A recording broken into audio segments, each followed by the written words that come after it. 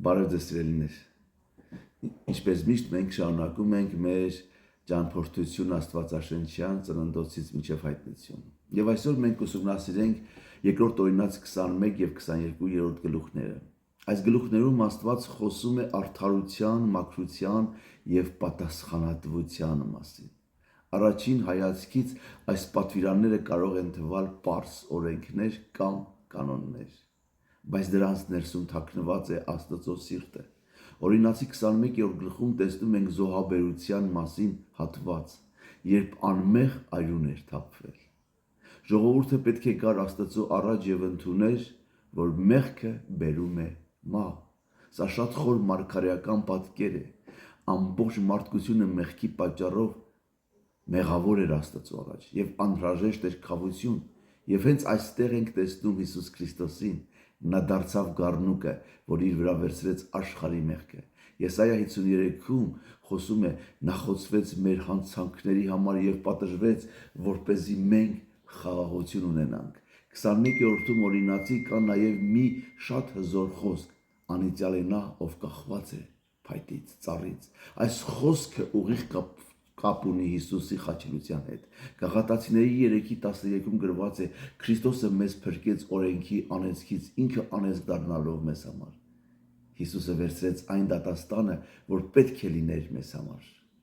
22-րդ գլխում Աստված խոսում է մարդկանց հանդեպ հոգատարության մասին։ Եթե տեսնես կորած կենդանի, պետք է վերադարձնես, եթե տեսնես ընկած մարդու, պետք է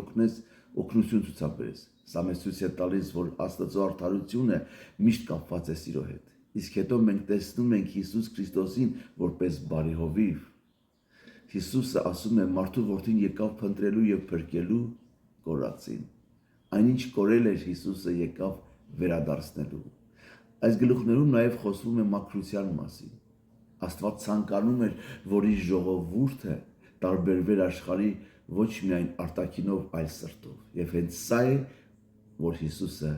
եկավ անելու։ Նա եկավ մաքրելու ոչ միայն մարդու վարքը, այլ նաեւ նրանց ներսը։ Այս գլուխները մեզ հիշեցնում են, որ մեղքը լուրջ է, բայց Աստծո սերը ավելի մեծ է։ Հիսուս Քրիստոսը վերցրեց մեր անեծքը, որ մենք ստանանք նրա կյանքը։ Փառք Տերոջը, աղոթենք սիրելիներ, Տեր Հիսուս, շնորհակալ ենք, որ դու վերցրեցիր մեր մեղքը եւ մեր անեծքը խաչի վրա կապեցիր։ Մաքրիր մեր սրտերը եւ սովորեցրու ապրել սիրով ու արդարությամբ։ Օգնիր մեզ տեսնել կորածներին այն նույն սրտով, որով դու տեսնում ես նրանց։ Շնորհակալ ենք Տեր, որ լսում ես մեր աղոթքը։ Ամեն։ Սիրելիներ, եթե իսկապես օրհնվում եք այս հաղորդումներից, ասեմ թե ծառայություններից, ասեմ, սկսվեք ձեր ընկերների հետ։ Եվ թող Աստված օրհնի ձեզ, ձեր ընտանիքները եւ Աստծո կամքով կհանդիպենք մեր հաջորդ գլուխներում։ Ամեն։